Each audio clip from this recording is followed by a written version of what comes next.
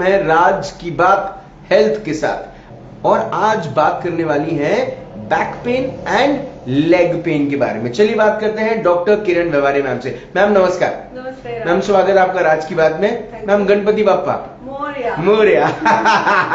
Ma'am back pain leg pain ये एक ऐसे किस्म की पेन है जो बहुत रेगुलर बेसिस पे लोगों को परेशान करते हैं, लेकिन आप जब बैक पेन को देखती हैं तो क्या वो सिर्फ सामान उठाने वक्त हमें तकलीफ होती है, वर्कआउट करते वक्त, जिमिंग करते वक्त, वॉक करते वक्त या एरोबिक्स करते वक्त, या फिर ये कुछ और इसके कुछ और भी मायने होते हैं?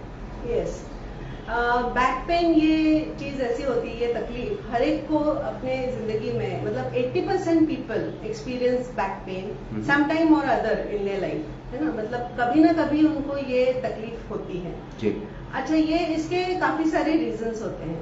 जैसे अभी लेडीज में काफी बार कैल्शियम की कमी या फिर उन्होंने विटामिन डी ना लेना और काफी मतलब diet, nutritional, lack of exercise या फिर पोस्चर गड़बड़ रहना, ये सब चीजें होती है जी। लेकिन उसके कुछ रेड फ्लैग्स भी होते हैं, यानी आपको पता रहना चाहिए कि आपका बैक पेन कब प्रॉब्लमेटिक हो सकता है और कहाँ पे आपको सर्जरी या फिर इंटरवेंशन या फिर डॉक्टर की जरूरत पड़ सकती है जी। आमतौर पर लेडीज को काम करते वक्त और बाकी सब उनके during the normal routine back pain होती है जी। लेकिन ये बैक पेन अगर आपको लेग पेन के साथ एसोसिएटेड है, मतलब अगर लेग्स में, आपके पैरों में अगर आपको झुंझुनाहट होती है या टिंगलिंग जो हम बोलते हैं, है ना, जैसे कोई नर्व दब जाती है तब कैसे एक सेंसेशन होता है, वैसे वाले झुंझुनी होना या फिर चींटी जैसा आना पैरों में, अगर ऐसा होता है तो दैट मीन्स आपके बैक में कोई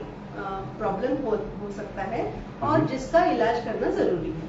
मैम मैक्सिमम लेडीज की अगर मैं स्पेसिफिकली बात करूं तो लेडीज को जो बैक इश्यूज होते हैं उसके दो मेजर कारण होते हैं। एक तो मैम वो जो घर पर इतना सारा काम करती हैं, है ना।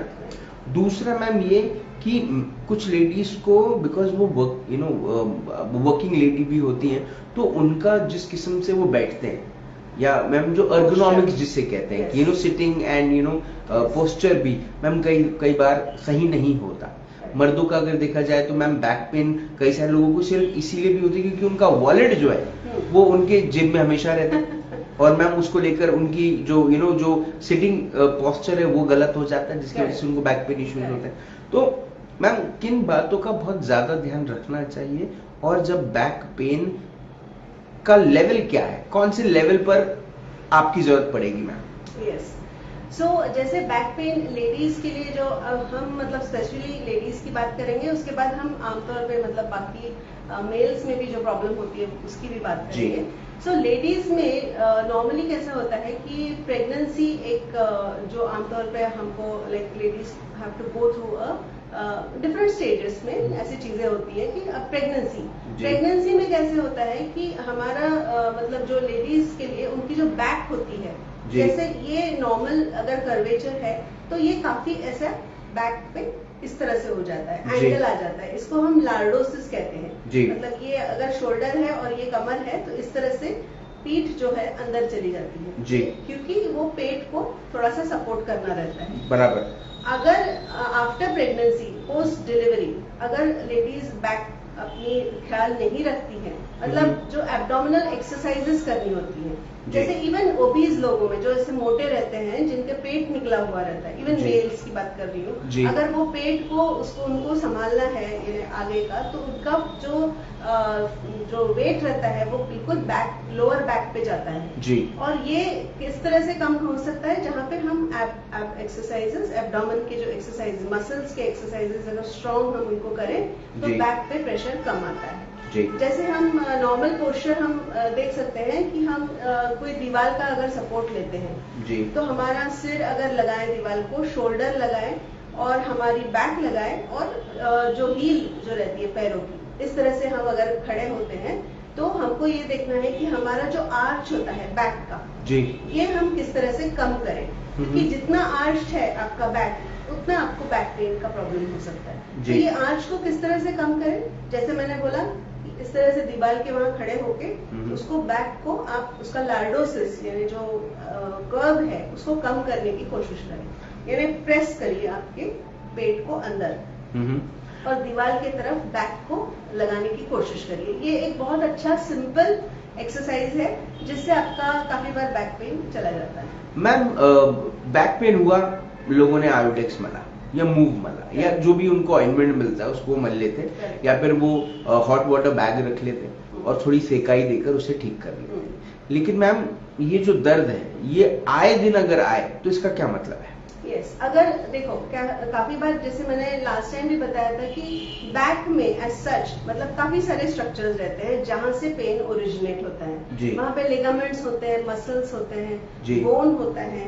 जिस तरह से ये मैंने लास्ट टाइम भी दिखाया था, ये हमारा स्पाइन है जी, ये जैसे कमर है, कमर का पार्ट है और ये जो रीढ़ की हड्डी जो होती है जी, तो ये स्पाइन में काफी सारे जैसे आप देख रहे हैं ये वर्टिब्रा है, वहां से कुछ नर्व्स यानी जो नसें होती है वो निकल रही है जी। और हमारा स्पाइनल कॉर्ड भी अंदर होता है जी। तो ये सब चीजों के कारण तो ओरिजिन आपका बैक पेन का कहाँ से हो रहा है ये देखना बहुत जरूरी होता है। तो ये आप नहीं समझ पाएंगे, ये इसीलिए पेन स्पेशलिस्ट या डॉक्टर की जरूरत पड़ती है जो डायग्नोज करते हैं एग्जैक्ट कि आपका कहाँ से ओरिजिन हो रहा है और वही पॉइंट पे हम इंजेक्शंस देते हैं या फिर मेडिसिन या फिर बाकी ट्रीटमेंट्स जो रहती है फिजियोथेरेपी और इससे चीजों से आराम मिलता है। मैम एक जो बड़ी प्रक्रिया है वो ये है कि लोग इस किस्म के दर्द को, बैक पेन को ठीक करने के लिए योग का इस्तेमाल करते हैं या फिर फिजियोथेरेपी का इस्तेमाल करते हैं या फिर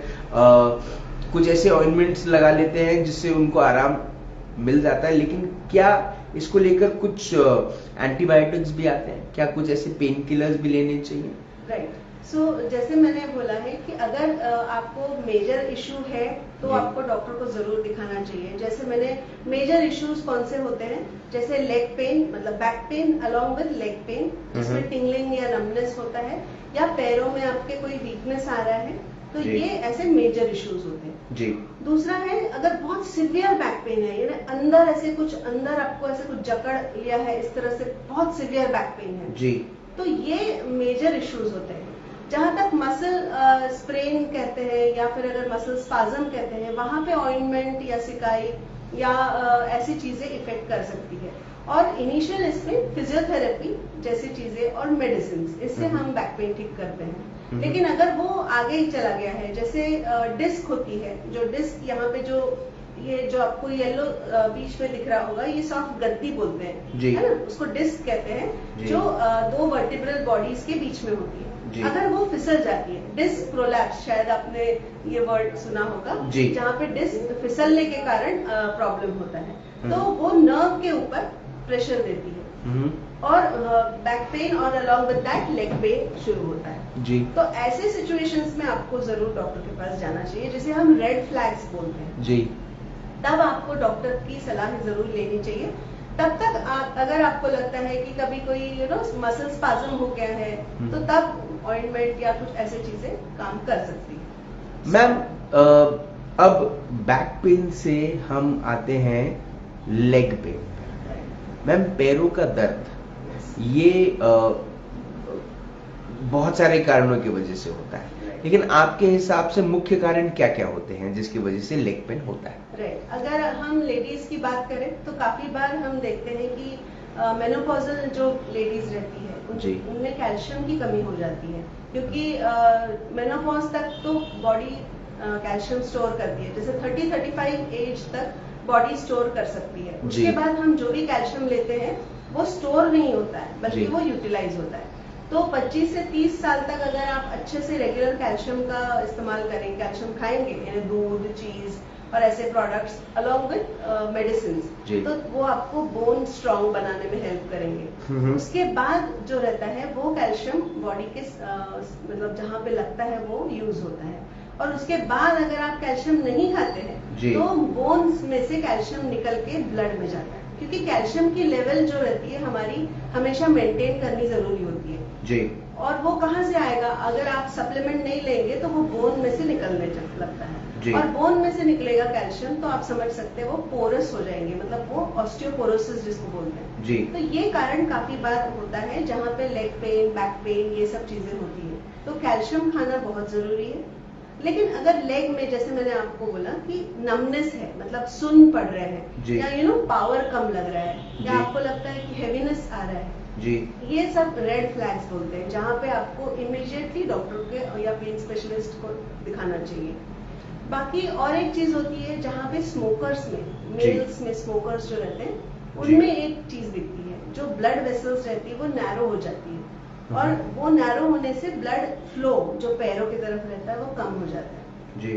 और वो फ्लो अगर कम होता है तो वहां पे आपको लेग पेन्स शुरू होते हैं। तो दो टाइप के होते हैं लेग पेन्स यूजुअली, जो मेडिकल जो हम बोलते हैं जी। एक वैस्कुलर मतलब वेसल रिलेटेड रहता है, या न्यूरोजेनिक यानी नर्व रिलेटेड होता है। जी। तो ये दोनों थोड़ा सा मतलब डेंजर जोन में ही जाते हैं, और ये इसके लिए स्पेशल ट्रीटमेंट जरूरी होती है। तो मैम किस तरह से एस पेन रिलीफ सेंटर लोगों की मदद करता है जब बैक पेन की बात हो और लेग पेन की बात हो? ये मेरा आखिरी सवाल है। राइट। सो जैसे मैंने बोला कि बैक पेन के लिए इनिशियली डिपेंडिंग ऑन आपका प्रॉब्लम क्या है, अगर बहुत सीरियस प्रॉब्लम नहीं है तो मेडिसिन से शुरुआत होती है, फिजियोथेरेपी दी जाती है, और अगर उससे आराम नहीं पड़ता है तो फिर हम एमआरआई और बाकी सब चीजों का वो डायग्नोसिस, जो डायग्नोस्टिक मोडालिटीज रहती है उसकी हेल्प लेते हैं। और अगर आपके डिस्क का कुछ प्रॉब्लम है जहाँ पे सर्जरी की जरूरत है तो वहाँ पे हम हाथ नहीं डालते। जहाँ पे अगर सर्जरी की, काफी बार हमको सर्जन्स भी पेशेंट भेजते हैं कि इनको सर्जिकल कोई कॉज ही नहीं है लेकिन फिर भी बैक पेन हो रहा है, फिर भी लेग पेन हो रहा है, ऐसी सिचुएशन में हम जहाँ पे नर्व ब्लॉक्स रहते हैं, जो स्पेशली जो नर्व रहती है उनके वहां पे जाके मेडिसिन डाला जाता है। और एडवांस ट्रीटमेंट्स भी बहुत सारे रहते हैं, जैसे आपने पता नहीं सुना है कि नहीं, स्पाइनल कॉर्ड स्टिमुलेटर नाम की एक चीज होती है, जैसे जिनका सर्जरी के बाद भी पेन नहीं जा रहा है और कोई भी चीज से पेन नहीं जा रहा है, तो ये एडवांस मोडालिटी रहती है जहाँ पे आपके स्पाइनल कॉर्ड के वहां पे एक ट्यूब डाली जाती है और उसको कनेक्ट किया जाता है एक रिजर्वॉयर के साथ, जहाँ से मेडिसिन कंटिन्यूएशन में जाती है। जी। ये इंट्राथिकल पंप बोलते हैं इसको, और दूसरा स्पाइनल कॉर्ड स्टिमुलेटर, मतलब आपके स्पाइनल कॉर्ड को स्टिमुलेट किया जाता है। सो ये सब चीजें एडवांस्ड चीजें हैं जो मैं जस्ट एक आपके इंफॉर्मेशन के लिए बता रही हूँ। नहीं मैम, इंफॉर्मेशन से डर लग रहा है। नहीं, डरने की कोई बात नहीं है, ये ट्रीटमेंट हर एक को नहीं लगती है जी। जहाँ पे मैक्सिमम लोगों को हम लोग मेडिसिन, फिजियोथेरेपी और रूटीन जो ब्लॉक्स होते हैं उससे ठीक कर सकते हैं। मैम एक चीज मैं आपसे पूछूंगा, लोग नजरअंदाज करते हैं दर्द को, नजरअंदाज करते हैं इन द सेंस ऑइंटमेंट लगा लिया चलो, है ना, पैरों में दर्द हो रहा है थोड़ा कुनकुना पानी कर दो पैर में, उसमें नमक डाल दिया और बस पैर डाल दिए और दादी के नुस्खे इस्तेमाल करना शुरू कर दिए। मैम ये जो अवॉइड करना है दर्द को, क्या ये आने वाले वक्त में एक अलार्मिंग सिचुएशन क्रिएट कर सकता है? जी, मतलब जैसे आप बोल रहे हैं ये नुस्खे भी कोई गलत नहीं थे, जहाँ पे छोटी मोटी चीजें होती थी ना, जैसे सॉल्ट का ये रहना, या फिर जैसे हम नींबू शरबत ले लेते थे तो सॉल्ट कम होने से भी पेन होता है, लेग में क्रैम्प्स आते हैं जो, तो उससे भी काफी आराम पड़ता है, कैल्शियम सप्लीमेंट से आराम पड़ता है। लेकिन ये सब चीजें बाद में, मतलब इन द सेंस आपका अगर कुछ मेजर इश्यू है तो वो आपको जरूर करेक्ट करवाना चाहिए, और वो उसके लिए आपको डॉक्टर की हेल्प लगेगी, जहाँ पे आपको ये समझेगा कि आपका मेजर है प्रॉब्लम या कुछ माइनर चीज है।